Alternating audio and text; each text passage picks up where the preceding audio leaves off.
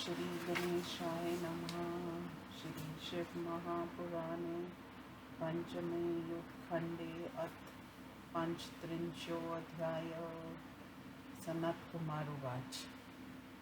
तत्र स्थित्वा दानवेन्द्रो महान्तदानवेशरं दूतं कृत्वा महाविज्ञं प्रेषयामास शङ्करं। स तत्र गत्वा दूतक्ष चन्द्रभालं ददर्शः।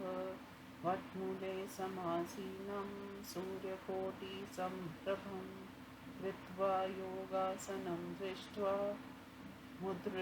मुद्रायुक्तं च सत्सन्तमाशुद्ध स्फटिकसङ्काशं ज्वलतं भ्रामतेजसा त्रिशूलकण्ठेश्वरं व्याघ्र चर्माम्बरावृतमभक्तमृत्युहरं शान्तं गौरीकान्तं त्रिलोचनं तप्सां फलदातारं कर्तारं सर्वसम्पदाम् आशुतोषं प्रसन्नास्यं भक्तानुग्रहकारकं विश्वनाथं विश्वबीजं विश्वरूपं च विश्वजं विश्वेश्वरं विश्वकरं विश्वसंहारकारणं कारणं कारणानां च नरकार्णवतारकं ज्ञानप्रदं ज्ञानबीजं ज्ञानानन्दसनातनम् अवरुहारथात् दुस्तस्तं दृष्टादानवेश्वरं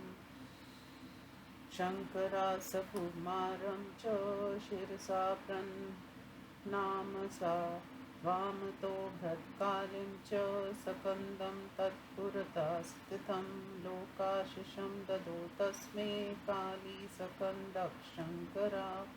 अथासो शङ्खचूडस्य दूता परं शास्त्रवित् उवाच शङ्करं नत्वा करो बद्धत्वा शुभां वचा। दूत उवाच शङ्खचूडस्य दूतोऽहं त्वत्सकाशमयि आगता वर्तते ते किमिच्छाद्य तत्त्वं ब्रूहि महेश्वर। सनत्कुमार उवाच। इति श्रुत्वा च वचनं शङ्खचूडस्य शङ्करा प्रसन्नात्मा महादेवो भगवानुवाच। महादेव उवाच शृणु दूत महाप्राज्ञ वचो मम सुखावहं कथनीयमिदं तस्मै निर्विवादं विचार्य च। विधाता जगतां ब्रह्मा पिता धर्मस्य धर्मविता मरीचिस्तस्य पुत्रक्ष कश्यपस्तत्सुतसंवृता दक्षप्रीत्या ददो तस्मै निजकन्यास्त्रयोदश तासवेव च दनो साध्वी तत्सौभाग्यविवर्धिनी। चत्वारस्ते दनो पुत्रा दानवास्ते च सोल्बना देशवेको विपृच्छित्तस्तु महाबलपराक्रम तत्पुत्रो धार्मिको दम्भी दानवेन्द्रो महामती। तस्य त्वं तनयः श्रेष्ठो धर्मात्मा दानवेश्वरा पुरा त्वं पार्षदो गोपो गोपेष्वेव च धार्मिका। अधुना राधिका शापा जातस्त्वं सत्वं दानवेश्वरा दानवी योनिमायात सत्तत्वो न हि दानवा निजवृत्तं पुरा ज्ञात्वा दैवव्रं त्यजाधुना दोहं न कुरुते सार्धं स्वपदं भुल्टक्ष्व सादरं नाधिकं स्वीकारं च कुरु राज्यविचार्य च। देहि राज्यं च देवानां रक्ष दानव निजराज्य सुखं तिष्ठन्तु स्वपदे सुरा।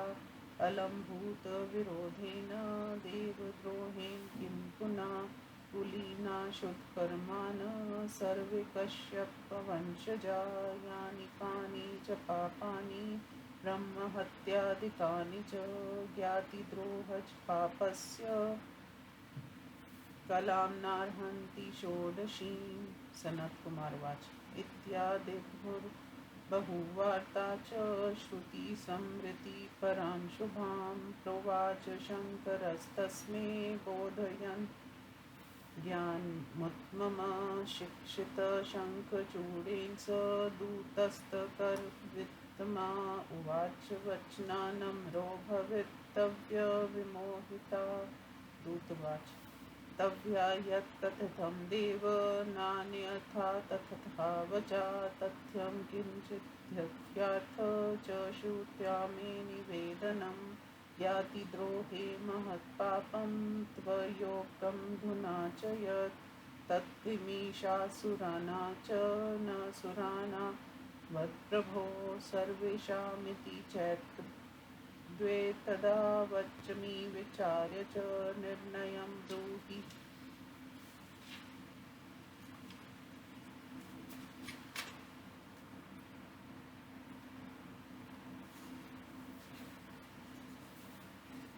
निर्णयं ब्रूहि तत्राद्य कुरु सन्देहभञ्जनं।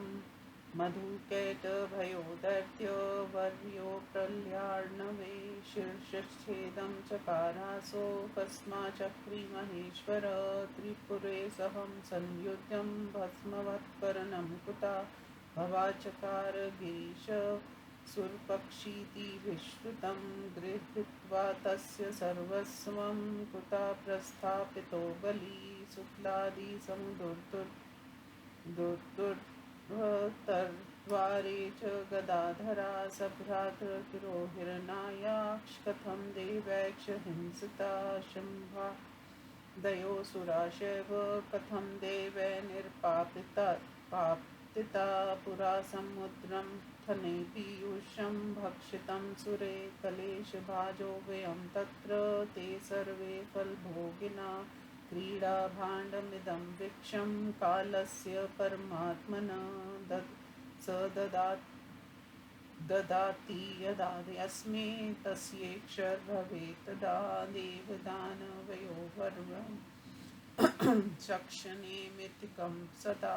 पराजयो जयस्तेषां कालाधीना क्रमेण च।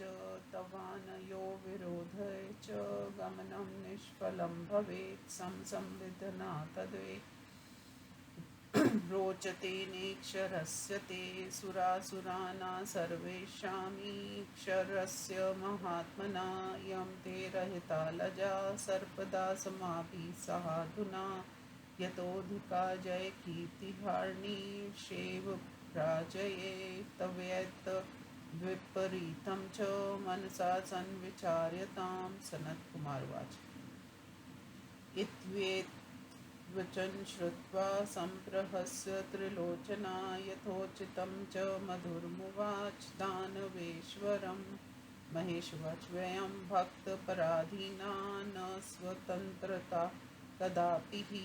तदिच्छया तत्कर्माणं न कस्यापि च पक्षिणा। पुरा विधिप्रथानया युग्मादो हरेरपि। मधुकैटभयो दैत्यवर्यो प्रलयार्णवे। देवप्रार्थनया तेन हिरण्यकश्यपो पुरा। प्रहतार्थवधोकारी भक्तानां हितकारिणा। त्रिपुरे सह संयुधं भस्मवत्कर्णं तथा। देवप्रार्थनायाकारी मयापि च पुरा श्रुतं। सर्वमातु देवप्रार्थनया पुरा। आसीच्छुम्भादिभिर्युद्धं वधस्तेषां तया कृता। अद्यापि त्रिदशा सर्वे ब्राह्मणां शरणं ययुः। स देवो हरिमा च देव शरणामागता। हरिब्रह्मादिकाना च प्रार्थनावशतोऽप्यहं।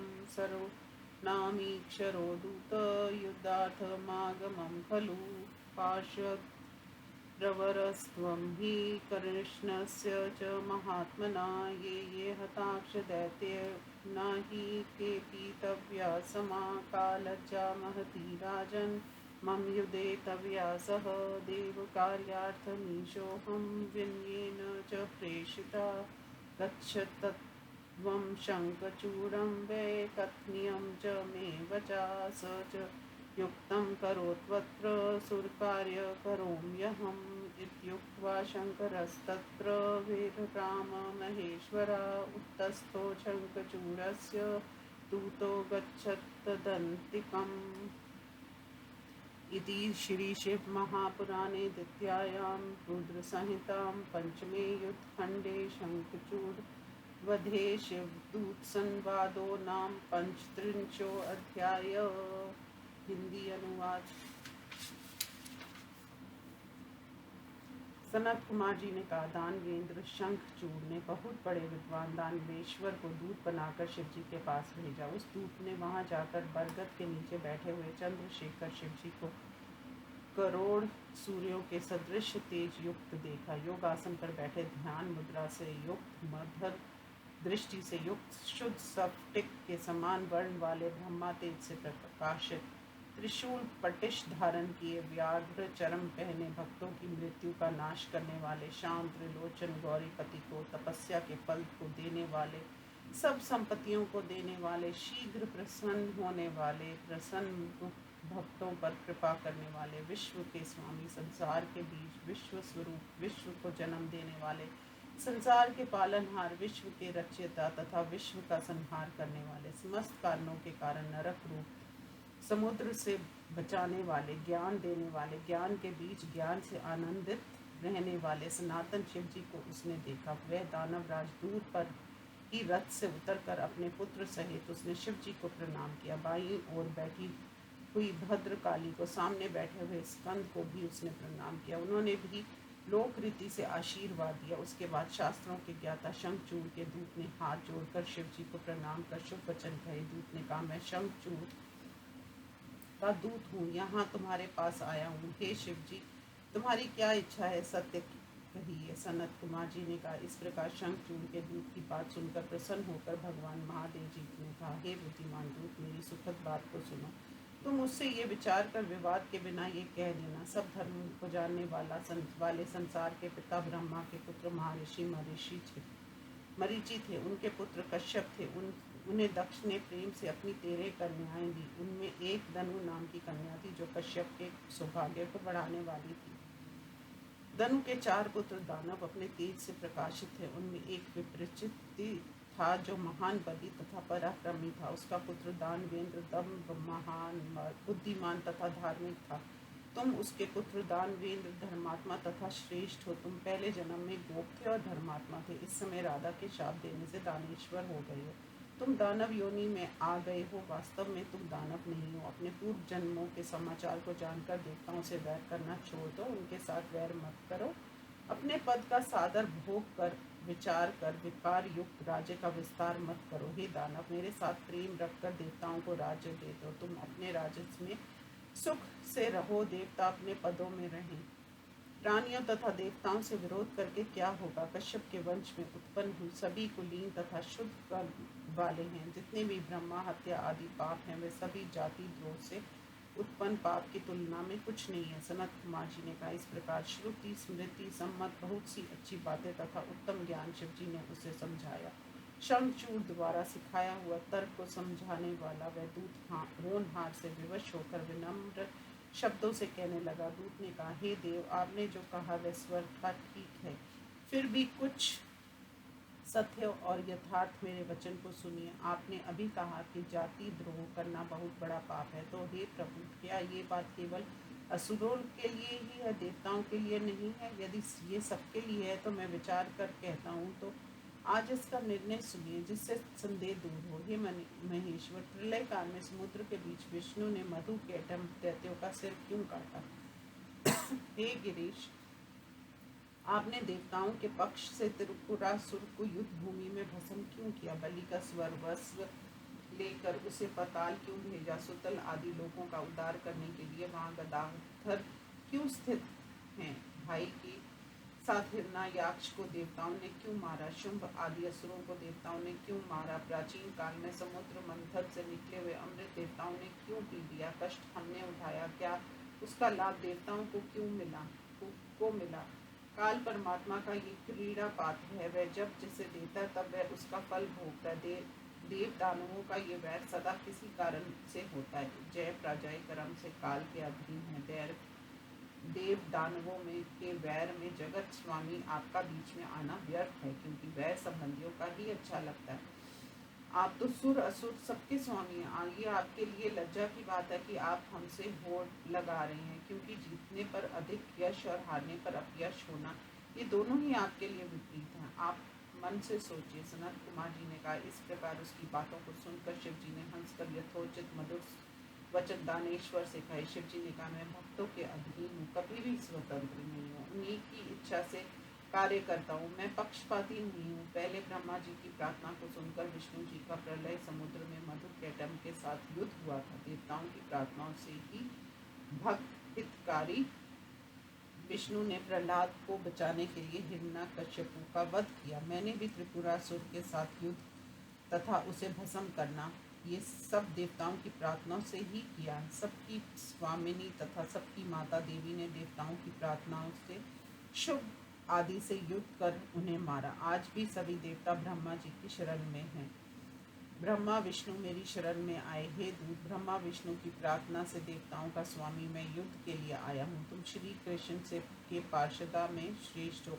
अभी तक जो दैत्य मारे गए हैं उन्हें तुम्हारे समान धर्मात्मा कोई नहीं था। हे राजन, मुझे तुम्हारे साथ युद्ध करने में क्या लज्जा है। मुझ शिव को उन देवताओं ने अपने कार्य के लिए नम्रता से भेजा है। तुम जाओ, शंखचूड़ से मेरी बात कह दो, उसे जैसा अच्छा लगे करे, मैं तो देव कार्य को करता हूँ। इतना कहकर शिवजी चुप हो गए और शंखचूड़ का दूत उठकर अपने स्वामी के पास चला गया।